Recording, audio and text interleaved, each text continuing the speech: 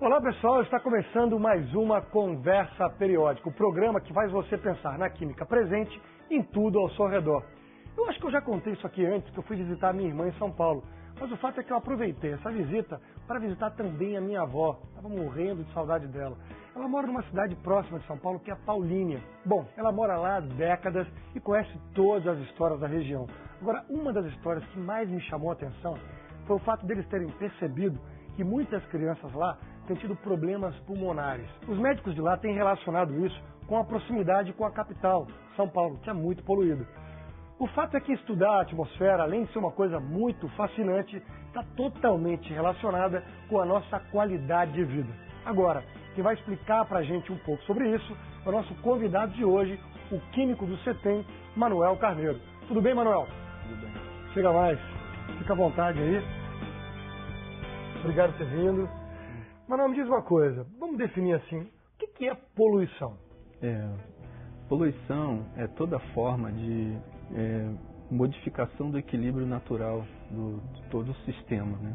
Então, por exemplo, no caso, nós temos dois tipos de poluição. Poluição provocada pelo homem, que é também chamada de poluição antrópica, e temos a poluição provocada naturalmente, como no caso a emissão de vulcões, por exemplo, como tem acontecido recentemente. Então, a poluição provocada pelo homem, ela vem de fontes como queima de combustíveis fósseis, né? A introdução no meio ambiente de compostos químicos que podem ser perigosos, provocar danos à saúde humana, né? Tem como exemplo a emissão por fábricas, né? Termoelétricas, refinarias, né? São exemplos de fontes de introdução de compostos orgânicos, compostos químicos, partículas na atmosfera, né? Contendo metais, que podem provocar danos à saúde dos seres humanos, dos seres vivos de um modo geral e de todo o ecossistema. Não, mas como e quando as atividades humanas passaram a ser uma fonte de grande poluição atmosférica? Bom, olha, Gil, desde a antiguidade, já antes de Cristo, havia uma preocupação com isso. Mas foi a partir da Revolução Industrial, né, do século XVIII, é que houve realmente uma preocupação grande, porque foi a partir desse período que começou a ocorrer incidentes provocados pela poluição em pessoas, né, que elas se tornaram com asma, né, casos de asma e bronquite, que chegou a levar a milhares de pessoas a morrerem num único dia, né? Foi o primeiro grande acontecimento devido à poluição. Também teve em Los Angeles um evento bastante importante, que foi provocado pelo smog, que é uma palavra derivada de duas palavras inglesas, que é a junção de fog com smoke, né? Fog é um fenômeno natural, né, provocado pela mudança de temperatura na atmosfera, e smoke vem de fumaça. Então, quando a cidade, né, a atmosfera está muito poluída e ocorre uma determinada inversão de temperatura, quer dizer, uma queda de temperatura, pode se formar então um smog, né? E o que ocorreu nesse momento foi que o smog foi tão intenso que provocou 2.000 acidentes rodoviários num único dia em Los Angeles.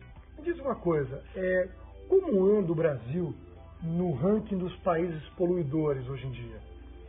Bem, o Brasil, considerando a emissão de gases que provocam efeito estufa, que é o CO2, metano, o Brasil está em 16ª posição se considerarmos apenas a emissão provocada pela geração de energia, como a queima de combustíveis fósseis, né, carvão.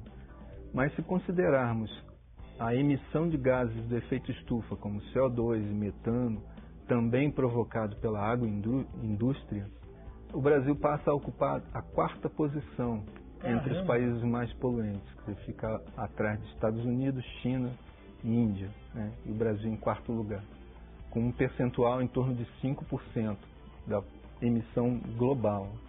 Mas eu te confesso que eu fiquei impressionado com o ranking no Brasil.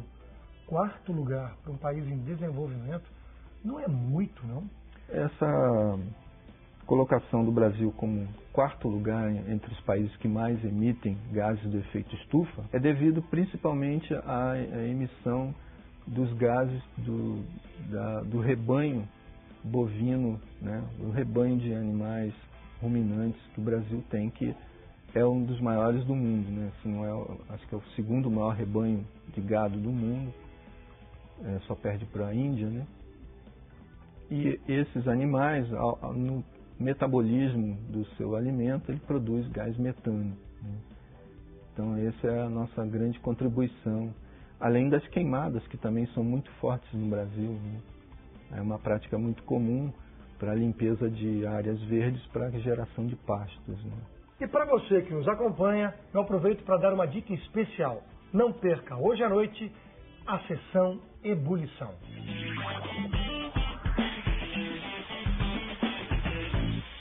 Eles moravam em países muito distantes, mas o que um fazia afetava o lugar do outro sem saber. Será que algum dia esses dois vão conseguir discutir essa relação? Nunca te vi, sempre te poluí. Olha, a gente conta com você aí do outro lado da telinha para poder respirar melhor no futuro. Manuel, a gente sabe que algumas soluções são muito complicadas, mas outras são muito simples. Quais soluções para reduzir a poluição estão disponíveis hoje e quais devem se tornar acessíveis nos próximos 20 anos? Não queimar lixo. O lixo urbano também é uma fonte de poluição importante. Toda queima de matéria orgânica, seja ela carvão, madeira, papel ou uma simples bolsa de supermercado, vai emitir para a atmosfera grande quantidade de compostos orgânicos que vão causar problemas à saúde das pessoas. Agora, com relação às atitudes tecnológicas, como por exemplo a utilização de novos veículos, né? Futuramente, com certeza, teremos muitos modelos de veículos elétricos, né? Ou veículos híbridos movidos a hidrogênio. A questão das novas fontes de energia, nós podemos contar com a energia eólica, a energia dos ventos.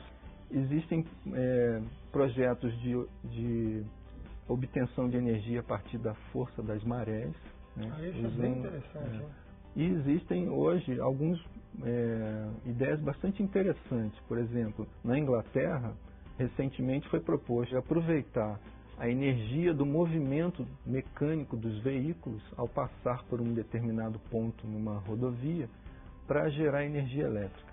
Nossa, né? Isso é super interessante. Cada vez que um veículo passa, ele aciona pequenos motores que geram energia elétrica, dínamos elétricos, né, que geram energia elétrica. Olha, Manuel, eu ficaria aqui horas conversando com você, porque esse assunto eu acho muito interessante. Obrigado pela sua participação aqui, viu? Foi um prazer. E eu vejo você na próxima Conversa Periódica. Não perca!